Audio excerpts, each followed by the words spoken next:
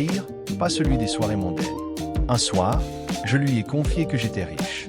Très riche. Elle a haussé les épaules et a répondu simplement. Tant mieux. Mais ici, ça ne se mange pas, la richesse. J'ai éclaté de rire. C'était la phrase la plus sincère que j'ai jamais entendue. Les jours passaient et je découvrais la beauté de la simplicité. Un repas partagé, une discussion au clair de lune, un éclat de rire qui efface la fatigue.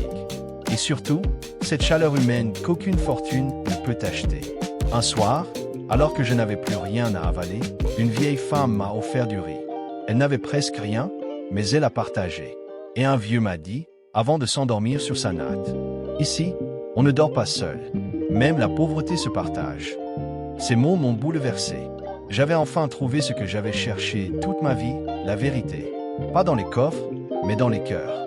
3 mois plus tard, je suis revenu chez moi. Même villa, même parfum, même visage. Mais plus rien n'avait le même goût. Les murs semblaient me juger. Et ma piscine ne reflétait plus le même monde. Aïcha n'était pas venue avec moi, mais son rire résonnait encore dans ma tête. Je lui ai promis de revenir. Et cette fois, pas en étranger. C'est ce jour-là que j'ai compris la plus grande leçon de ma vie. La vraie pauvreté, c'est celle d'un cœur qui ne sait plus aimer. Aujourd'hui, j'ai gardé mes entreprises, mais j'ai changé leur âme. J'ai ouvert des écoles, construit des puits, aidé des familles. Et parfois, entre 2 réunions, je mange une mangue en riant seul en pensant à Aïcha et à sa phrase. La richesse, ça ne se mange pas. Alors oui, je suis riche. Mais d'un genre de richesse que même les billets ne peuvent acheter.